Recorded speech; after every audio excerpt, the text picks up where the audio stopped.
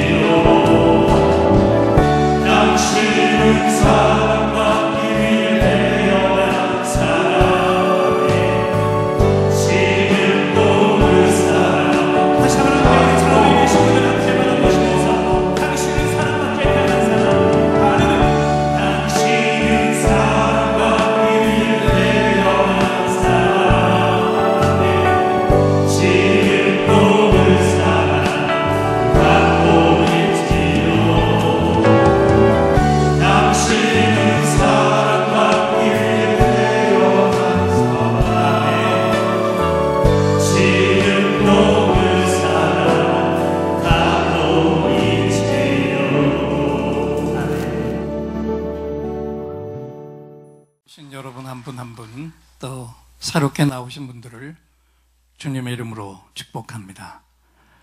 오늘 우리에게 주시는 하나님의 생명의 말씀은 열왕기하 2장 8절로 14절까지 말씀입니다. 앞을 보시고 한 목소리로 큰 소리로 함께 봉독합니다. 엘리야가 겉옷을 가지고 말아 물을 치매 물이 이리저리 갈라지고 두 사람이 마른 땅 위로 건너더라. 건너매 엘리야가 엘리사에게 이르되 나를 네게서 데려감을 당하기 전에 내가 네게 어떻게 할지를 구하라. 엘리사가 이르되 당신의 성령이 하시는 역사가 갑절이나 내게 있게 하소서 하는지라. 이르되 내가 어려운 일을 구하는도다. 그러나 나를 네게서 데려가시는 것을 내가 보면 그 일이 내게 이루어지려니와 그렇지 아니하면 이루어지지 아니하리라 하고 두 사람이 길을 가며 말하더니 불수레와 불말들이 두 사람을 갈라놓고 엘리야가 회오리 바람으로 하늘로 올라가더라. 엘리사가 보고 소리 지르되 내 아버지요 내 아버지요 이스라엘의 병거와 그 마병이요 하더니 다시 보이지 아니하는지라. 이에 엘리사가 자기의 옷을 잡아 둘로 찢고 엘리야의 몸에서 떨어진 겉옷을 주워 가지고 돌아와 요단 언덕에 서서 엘리야의 몸에서 떨어진 그의 겉옷을 가지고 물을 치며 이르되 엘리야의 하나님 여호와는 어디 계시니까 하고 그도 물을 치매 물이 이리저리 갈라지고 엘리사가 건너니라. 아멘. 오늘도 말씀 받기 전에 옆에 분을 바라보고 이렇게 인사합니다. 한 영혼 구원 위에 어떤 대가도 치르세요. 꼭 영적 아버지가 되세요. 성경을 보면 이 땅에 인간으로 살다가 죽지 않고 하늘로 그대로 올라간 분들이 세 분이 계십니다. 신약시대 예수님을 빼고 구약시대에 두 분이 계신데 구약시대 초기에 에녹이라고 하는 훌륭한 인물과 그리고 오늘 본문의 선지자 엘리야가 그 장본인입니다. 엘리야 선지자는 자신의 후계자 엘리사가 보는 그 눈앞에서 오늘 성경을 보면 불말과 불수레를 타고 하늘로 높이 올라갔어요. 자기의 힘으로 스스로 올라가는 게 아니라 하나님께서 불말과 불수레로 휘감아서 끌어올리셨습니다. 예수님도 제자들이 바라보고 있는 그 앞에서 그렇게 승천하셨는데 이 모든 사실을 볼 때 우리가 부인할 수 없는, 움직일 수 없는 중요한 진리가 우리 앞에 하나가 드러납니다. 뭐예요? 우리가 죽은 이후에 갈 천국이 분명히 존재한다. 할렐루야. 그래서 예수 잘 믿어야 한다는 소리가 나오는 거예요. 대강 믿다가 마지막 날 땅을 치는 일이 있어서는 안 되는 거예요. 내 생명이 살아 이 땅에서 숨쉬고 있는 동안에 무슨 일이 있어도 주님을 만나야 하고 그분을 영접하고 이 땅에서 구원을 받아야 합니다. 아멘. 그리고 절대로 하나님의 자녀들은 대충 살아서 안 됩니다. 엘리야를 보고 엘리사를 보세요. 이분들도 똑같이 이 땅에 와서 우리와 똑같은 한평생을 살았어요. 그런데 이들은 한평생을 하나님의 사명자로 살았고 사는 동안에 위대한 기적을 일으키는 능력의 종들로 살았다는 거예요. 여러분 묻겠습니다. 이것이 이분들만의 특권입니까? 그래요, 안 그래요? 절대로 아니죠. 예수님이 그것이 아니라고 우리를 향해서 분명히 말씀하셨습니다. 요한복음 14장 12절, 우리 교인들은 너무나 잘 아는 말씀이죠. 내가 진실로 너희에게 이르노니 나를 믿는 자는 나의 하는 일을 저도 할 것이요 이보다 큰 것도 하리니 이는 내가 아버지께로 감이니라. 아멘. 엘리야와 엘리사가 아무리 놀랍고 큰 기적을 행했더라도 분명한 사실 하나는 이분들이 주님보다 더 큰 기적은 행하지 못했어요. 그런데 그렇게 위대한 최고의 기적을 일으키신 우리 주님이 뭐라고 우리를 향해서 약속하셨습니까? 나를 믿는다면, 너희가 나를 믿는다면 나보다 더 큰 역사를 행할 수 있다. 할렐루야. 예수님 시대 이후에 성령께서 오시면 그냥 예수님 영접한 모든 성도들이 예수님보다 더 위대한 기적을 이 땅에서 행할 수 있다고 얘기한 거예요. 저는 이 말씀을, 이 약속을 주신 주님의 말씀을 분명히 믿습니다. 그렇기 때문에 이 성령 시대, 교회 시대를 살고 있는 교인들은 엘리야나 엘리사보다도 더 큰 기적을 행하는 종이 될 수 있습니다. 믿으시기 바랍니다. 왜 그러냐면 주님이 우리에게 약속하셨습니다.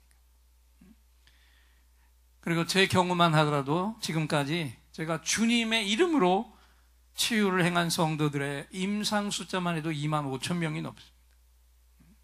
따져보면 죽은 자를 살린 기적만 빼고는 엘리야나 엘리사보다도 더 많은 사람들을 살린 기적을 이미 주님의 이름으로, 부족한 종이지만 주님의 능력을 가지고 성령님의 시대에 이 역사를 행한 거잖아요. 제가 저를 자랑하는 게 아니라 적어도 우리 모든 성도들이 정말 예수님이 하신 이 말씀을 확신으로 믿기만 하면 이 성령 시대에는 저 구약시대 엘리야나 엘리사보다도 더 큰 능력의 일꾼으로 우리가 살아갈 수 있다는 사실입니다. 제발 이 거룩한 비전, 이 거룩한 꿈, 거룩한 야망을 오늘 예배드린 우리 모든 예인들이 다 품고 사시기를 축원합니다. 그리고요, 확실하게 꺼놓으세요. 두려워하지 마시고 자꾸 울리지 않겠고 확실하게 죽이세요. 저는 엘리야와 엘리사 이야기를 성경에서 읽을 때마다 이런 생각을 해보는데, 잘 들어보세요. 엘리야나 엘리사는 선지자로서 가장 큰 역사를, 기적을 행한 선지자죠. 선지자 중에 엘리야나 엘리사보다 더 큰 기적을 행한 선지자가 없어요.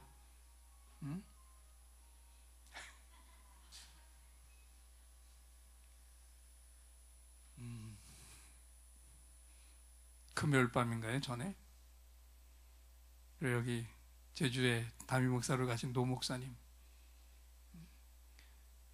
교인 중에 휴대폰이 울리니까 목사님이 그냥 어디 경건한 예배에서 휴대폰 켜놨냐가지고 박살을 냈는데, 그리고 나서 조금 있다가 목사님 휴대폰이 울렸다.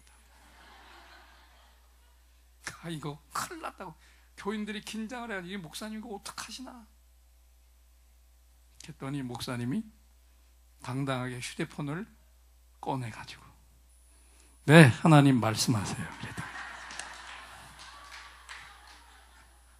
그 얘기를 하고 났는데 제가 앞에 앉아있는데 제 휴대폰이 그때 울렸다니까. 이야, 난 제가 그거 켜놓은 거 아닙니다. 분명히 진동으로 바꿨는데 보니까 얼람이 그 시간에 걸려 있었어요. 얼람이 울린 거예요. 자, 이제 본론으로 들어가자고요. 성경 속에 어떤 선지자도 엘리야나 엘리사보다 더 큰 기적을 행한 일꾼이 없어요. 그런데 성경을 잘 보면요, 여기 보면 구약시대 대선지자 중에 이사야나 예레미야 같은 선지자도 엘리야나 엘리사만큼은 기적을 행하지 못했는데, 그런데 잘 보면 성경에 이사야서 있죠, 예레미야서 있죠. 그런데 엘리야서나 엘리사서는 있어요, 없어요? 없어. 더 큰 역사를 행하는데 왜 없을까요? 왜 그럴까요?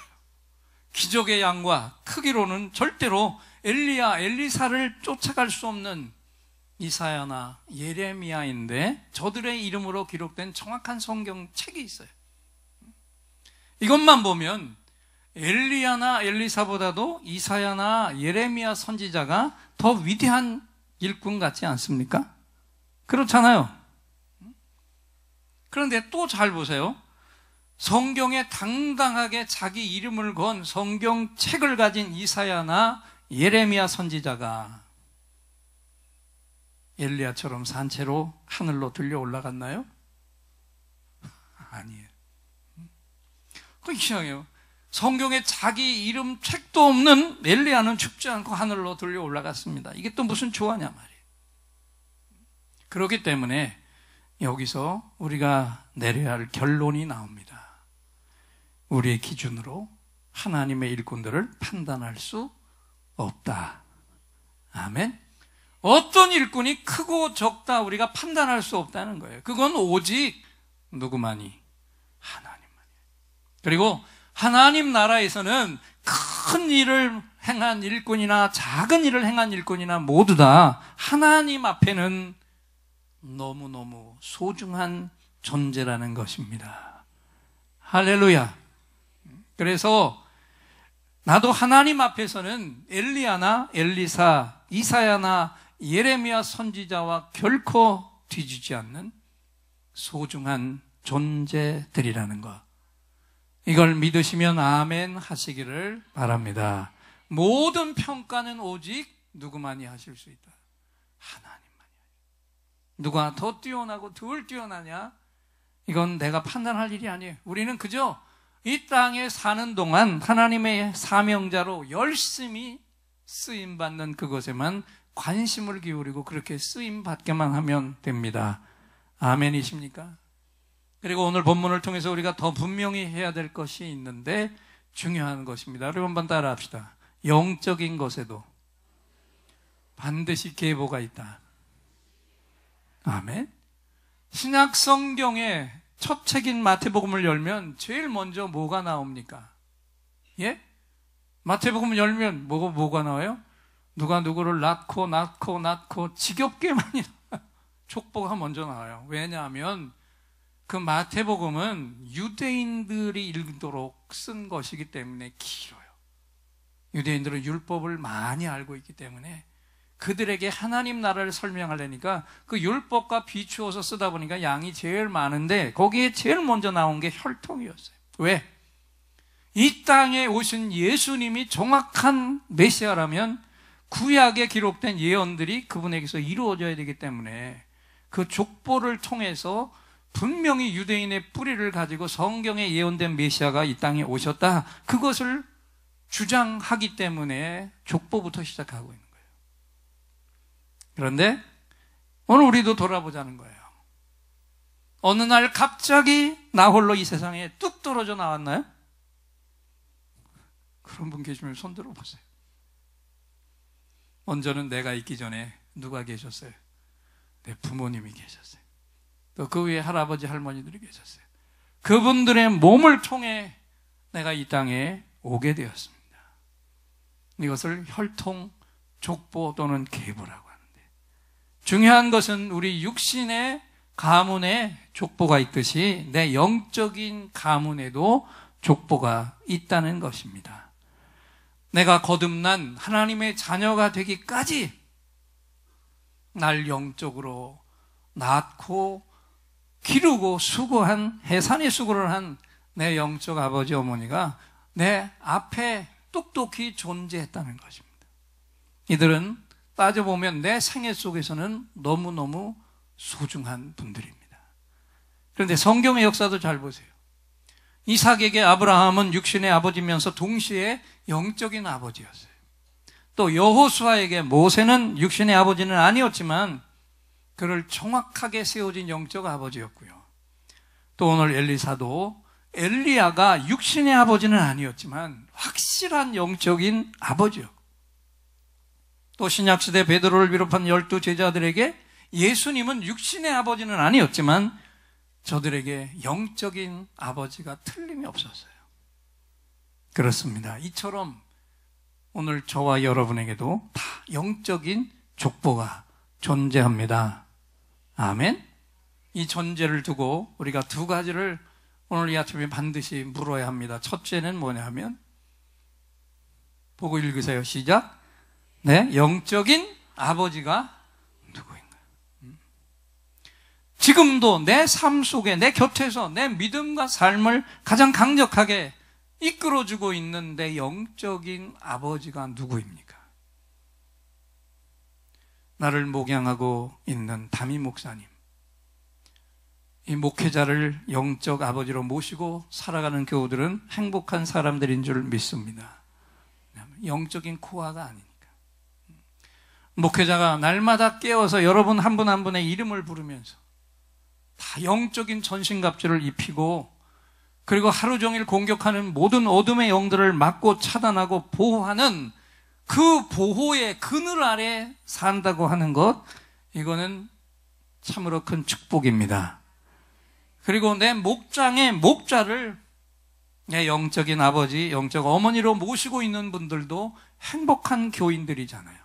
왜? 목사님보다도 더 가까운 곳에서 더 친근하게 영적인 것을 나누고 영적 보호를 받고 도움을 받을 수 있기 때문에. 여러분 중에 아직 내 목장의 목자와 이 관계가 불분명한 교우들, 오늘 예배가 끝나는 순간 말씀 들으신 그대로 이 관계를 완벽한 영적인 아버지와 자녀의 관계로 정확히 연결하시기를 축원합니다. 주일날 단 한 번 낮 예배만 드리고 돌아가서는 안 됩니다. 반드시 영적인 소그룹, 목장에 소속이 돼야 되고, 그 목장의 목자로부터 영적인 도움과 영적인 보호와 영적인 영향을 받아야 한다는 거예요. 목회자의 손길이 미치지 못하는 더 가까운 거리에서 나를 보호해주고 영적인 돌봄을 해줄 수 있는 목장, 목자들과 정확한 영적 부자, 영적 부녀의 관계를 반드시 맺으시기 바랍니다. 그래서 누가 뭐라고 해도 나에게는 바로 이분들이 내 영적인 아버지, 어머니입니다. 똑똑히 선포할 수 있기를 바랍니다.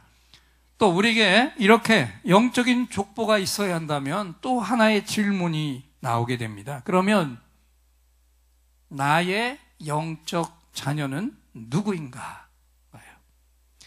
여러분, 여기에도 분명한 해답을 가지고 사시기를 축원합니다. 나에게 영적인 아버지, 나를 돕는 영적인 아버지가 반드시 있었듯이 반대로 이제는 나를 영적인 아버지, 어머니로 섬기는 내 영적 자녀들이 이 땅에 존재하고 있어야 한다. 그러면 내 영적 자녀가 구체적으로 누굽니까? 이 땅에 내 영적 자녀가 존재하려면 제일 먼저 내가 내 영적인 자녀들을 출산해야 합니다. 영적인 자녀를 내가 낳아야 돼요. 할렐루야. 지극히 힘들고 어려운 해산의 수고가 따르는 결코 쉽지 않은 이 어려운 사역에 오늘 내 몸을 헌신해야 되는 거예요. 이건 결코 쉬운 일이 아닙니다. 그러나 그렇다고 결코 불가능한 일도 아닙니다. 내가 어떤 믿음을 갖고 임하느냐에 따라 아주 어려운 일이 될 수도 있고 아주 쉬운 일이 될 수도 있습니다. 그리고 또 한 가지, 우리 모두는 반드시 이 영적 출산의 수고를 감당해야 한다는 것입니다. 아멘? 왜 그렇습니까? 안 할 수 없는 것은 뭐냐면 그것이 주님의 명령이고 주님의 뜻이기 때문에. 그래서 우리는 오늘 말씀처럼 엘리야와 엘리사의 모습 속에서 나의 영적 자녀를 어떻게 세울 수 있는가, 그리고 어떻게 세워야 하는가, 이것을 똑똑히 보고 배워야 합니다. 그리고 오늘 본문에 1절부터 자세히 보면요, 엘리사 선지자는 계속해서 엘리야 선지자를 붙들고 당신이 받은 갑절의 영감을 나에게 받게 해달라고 계속해서 구하는데, 자세히 보면 엘리야는 그 요구를 금방 들어주지 않고 끈질기게 자꾸 피해서 도망가고 있는 것을 보게 됩니다. 마치 그런 갑절의 영감이 거기 부어지는 걸 원치 않는 것 같이 도망가요. 엘리야가 엘리사에게 뭐라고 했습니까? 내가 진정 내가 받은 영감의 갑절의 영감을 원하느냐? 그러면 날 결코 떠나서는 안 된다. 하나님이 나를 들어 올리실 때 내가 그걸 정확히 내 곁에서 지켜본다면 내가 구하는 내 갑절의 영감을 하나님이 반드시 너에게 부어질 것이다. 할렐루야. 그러면서요, 한 군데 있질 않고 이리저리로, 어떻게 보면 엘리사를 마치 골탕 먹이려고 하는 것처럼 도망치는 것 같이 안 보여요. 어떻게 하든지 이 엘리사가 갑절의 영감을 못 받게 하려고 도망치려는 것 같이 보인단 말이에요. 그런데 영적으로 잘 들여다보면요, 그 이동하는 걸음 속에서 엘리야 선지자가 너무 중요한 사역을 행하고 있었습니다. 엘리사의 영적인 아버지로서 그가 세상을 떠나기 전에, 하나님 앞에 들림받기 전에 마지막으로 해야 할 사명을 그 시간에 엘리야가 아주 충실하게 감당하고 있었다는 거예요. 그게 뭡니까? 엘리사라는 자기보다 갑절은 더 걸출한 영적인 후계자를 탄생시키기 위해서 자기 마지막 생애 순간에 가장 중요한 일을 행했는데, 엘리야 선지자가 엘리사를 데리고 다닌 경로를 자세히 보세요. 그 속에 아주 중요한 영적인 의미가 담겨져 있는데, 제일 먼저 두 사람이 찾아간 곳이 이곳입니다. 길갈이라는 곳이에요. 길갈이 어떤 겁니까? 처음 애굽에서 홍해를 건너 나와가지고 광야 40년을 거친 신세대가 요단강을 육지처럼 건넌 후에 그 하나님의 구원의 기적을 후손들에게 당당히 영원히 알리기 위해서 요단 그 강물 속에서 한 지파당 돌 하나씩 12개의 돌을 가져다가 기념비를 세운 곳이 길갈이었어요. 거기를 먼저 데려갔어요. 또 두 번째는 베델로 데려갑니다. 갈대아 우르를 떠나서 약속의 땅을 향해 두려움에 떨며 나갔던 아브라함에게 하나님이 나타나셔서 내가 바로 이 땅을 너와 네 후손들에게 주리라 약속을 선포하신 곳이 이 베델이었고, 또 그 아브라함의 손자였던 야곱이 형 에서의 죽음의 손길을 피해서 우리가 잘 알듯이 외삼촌 라반에게로 도망칠 때 한밤중에 광야에서 몰 베고 돌베개를 빼고 잠 못 이루고 있을 때 사닥다리 환상을 통해서 하나님이 내가 너와 함께 한다는 그것을 보여주신 곳이 베델이었어요. 여기를 데려갔어요. 그리고 그 다음에 또 데리고 간 것이 어디입니까? 여리고였습니다. 이스라엘 백성이 요단강을 건넌 후에 제일 먼저 만났던 아주 강력한 성, 저 높은 성 보이죠? 그런데 이 강력한 성이 무너져 버렸습니다. 인간의 머리로는 도저히 상상이 안 되는 하나님의 방법을 통해서 그저 하루에 한 바퀴씩 묵묵히 말없이 돌았고, 제 7일째는 7바퀴를 돌았고, 그 후에 내가 소리 지르라 하면 일제 소리 외치라 그러면 성이 무너지리라 약속하신 하나님의 말씀대로 그대로 따라 했을 때 무너져 버린 성이 여리고 성이었어요. 그리고 마지막 엘리사를 데리고 온 것이 어디냐? 요단 강가였습니다.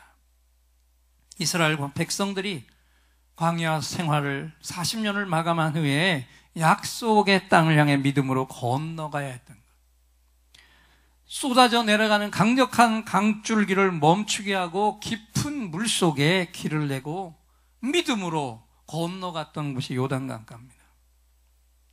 자, 제가 인터넷 한참 뒤져가지고 네 장소 사진 다 보여드렸습니다.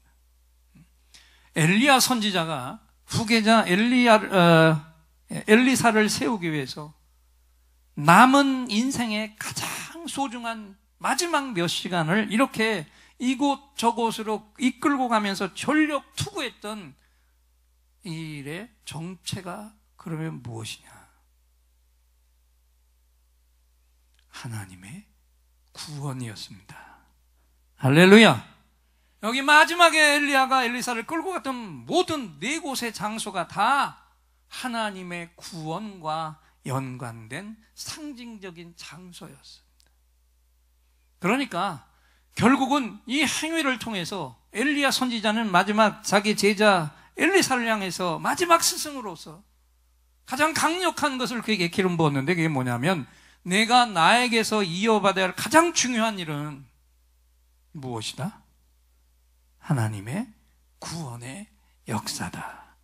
할렐루야. 그것을 심어줬어요. 하나님 구원의 사역을 정확히 자신의 영적 아들인 엘리사에게 정확하게 인수인계시킨 영적인 아버지가 엘리야였다는 거예요. 그래서 그 역사를 돌아보세요. 결국 스승의 갑절의 영감을 구하고 받았던 엘리사 선지자는 그 걸출한 스승인 엘리야보다도 더 많은 기적, 더 큰 기적을 하나님 앞에서 행했습니다. 할렐루야. 한마디로 말하면 하나님의 종 엘리야 선지자는 위대한 제자 엘리사를 확실한 영적인 자녀로 삼아서 일으켜 세웠던 훌륭한 영적 아버지였는 줄 믿습니다. 그리고 가장 중요한 것, 우리가 바로 이 엘리야의 모습을 본받아서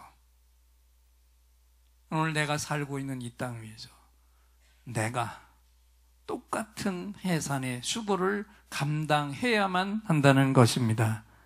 아멘이십니까? 그래서 오늘 설교의 마지막 질문이면서 가장 중요한 질문이 있습니다. 이 질문을 듣고 대답해 보시기 바랍니다. 나는 오늘 누구를 내 영적 자녀로 삼아 나의 모든 영적인 신앙을 물려줘야 하는가?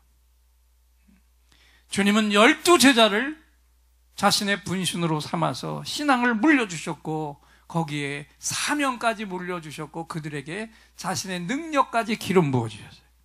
그리고 그 12를 향해서 강력하게 주문하셨습니다. 우리 앞을 보시고 마태복음 28장 19절 20절 우리가 잘 아는 이 성경 기절을 큰 소리로 읽겠습니다.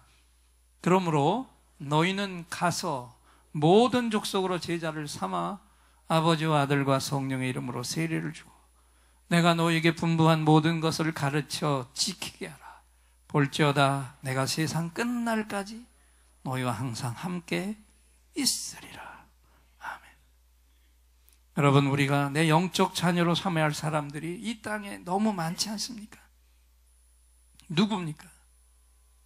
내 가장 가까운 곳에 있는 내 가족들, 내 자녀, 부모, 형제, 자매들, 그리고 직장에 함께 있는 동료들, 그리고 내가 살고 있는 내 곁에 주님이 없이 살고 있는 내 이웃들, 이런저런 이유로 여러 날 동안 만남을 가져 친숙하게 된 사람들 중에서 아직 예수 그리스도 구원의 주님을 영접하지 못한 자들은 모두 다 나의 영적 자녀의 후보자들인 줄 믿습니다.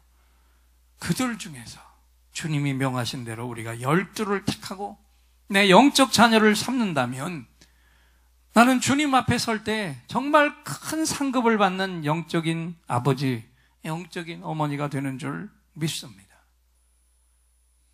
근데 목사님, 한 명도 힘든데 12이라고요? 내 평생에 12이라고요? 이 12이 부담되시는 분, 제가 확 줄여드릴게요. 3사람만 선택하십시오. 3사람만 확실하게 내 영적 자녀로 삼으시기를 축원합니다.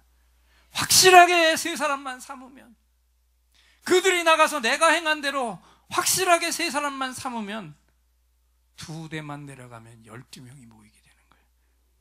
할렐루야. 드디어 나 한 사람의 영적인 족보에 12명의 자녀가 형성되는 거예요. 그래서 이 한 주간 동안, 그리고 내 평생 동안 지금 여기 뒤에 뜨는, 파워포인트에 뜨는 이것만 기억하시기를 바랍니다. 한번 크게 읽겠습니다. 시작. 오직 내 영적 자녀 3사람. 누굽니까? 3사람의 가장 근사치에 있는, 가장 가까이 있는 그 사람, 이번 주에 만나시고, 내 영적 자녀 3사람 내 가슴과 머릿속에, 그리고 내 심장 속에 강력하게 새겨 놓으십시오. 이 사명을 향해 이 진정한 가치에 붙들려 살 때 반드시 하나님께 최고의 영광을 올려드리는 승리자가 될 수 있다고 하나님이 오늘 이 시간 우리를 향해 선명한 말씀을 선포해 주셨습니다. 이제 예인들 모두가 다 축복의 말씀을 주신 하나님께 예인들의 감사합니다. 할렐루야. 박수로 화답합니다. 감사합니다. 할렐루야. 네, 이제 또다시 특별한 선물을 드릴 시간이죠. 긴급히 응답받을 기도의 제목을 가지고 나온 분들과 깊은 상처의 치유가 필요한 분들은 두 손을 가슴에 얹어주시고, 몸에 구체적인 질병이 있는 분들은 그 질병이 있는 부분에 손을 얹어주세요. 제가 여러분의 응답과 치유를 위해 하나님을 향해 이 시간 간절한 찬양을 올려드리고, 하나님이 주시는 최고의 선물들을 확신의 찬양으로 선포할 때 최고의 치유, 최고의 응답이 부어질 것입니다. 믿음으로 손을 얹으시기 바랍니다.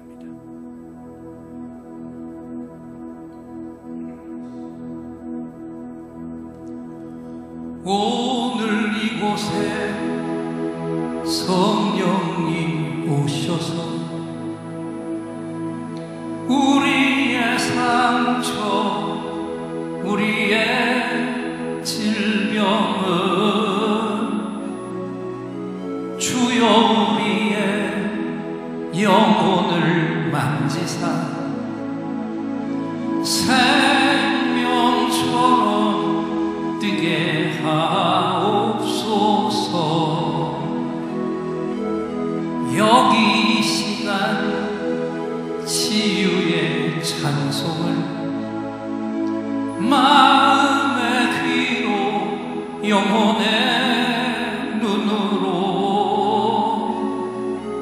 오직 주님을 찾는 이 가슴에 영원하신 분을 만나리라. 아픈 사람들 여기에 있어요. 이 노래 듣고 소망을 가져요. 주여 불쌍히 여기여 주시사 치유의 힘 받게 하옵소서.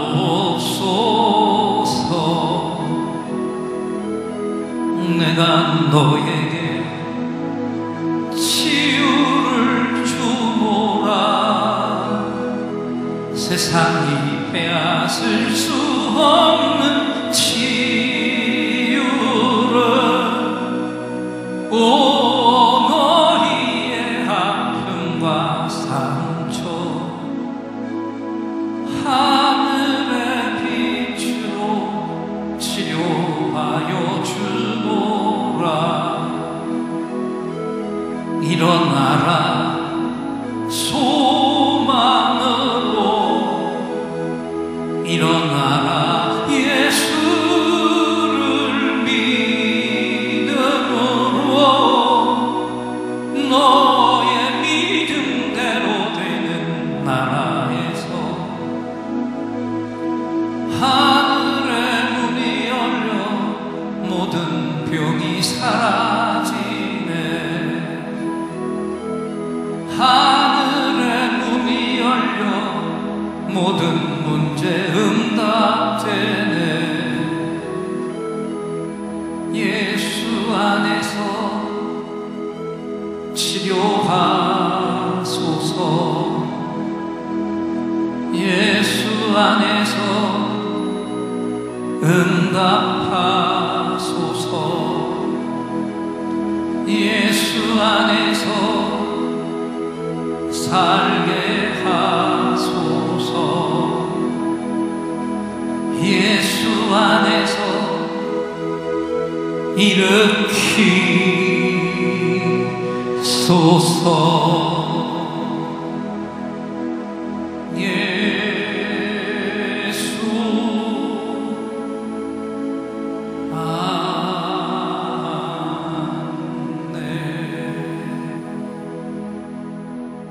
내가 채찍에 맞음으로 너희가 나음을 입었도다.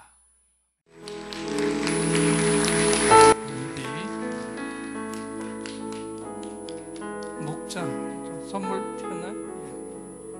그리고 우리 김은주 집사님이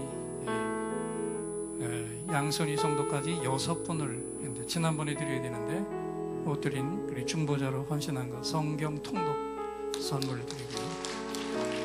네, 그리고 송간식 안수 집사님 어디 계신가요? 네, 지난번에 드렸어야 되는데 5분을 MD로 수고하셨습니다.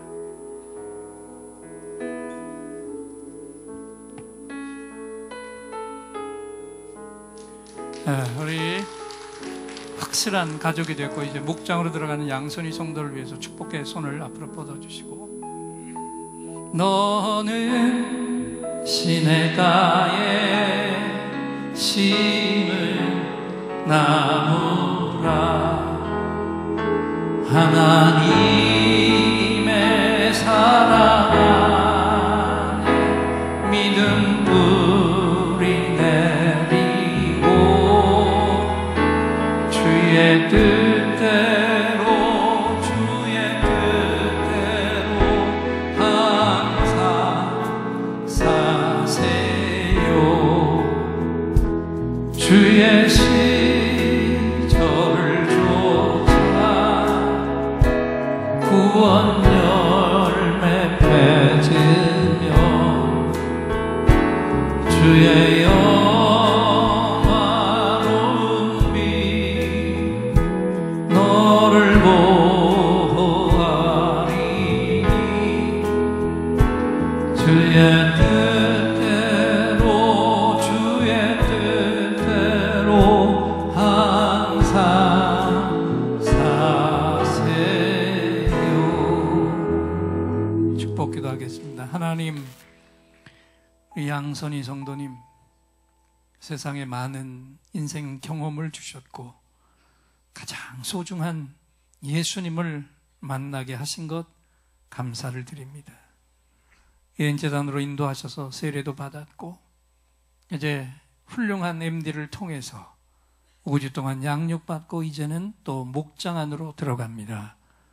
오늘 말씀처럼 목자를 영적인 어머니로 삼아서 작은 것 하나도 함께 나누고 기도할 때 초대교회 기적을 보게 하여 주시고 은혜를 입은 것처럼 나아가서 또 새로운 새가족을 위한 MD 중보자로 양선희 성도를 세워 주시옵소서.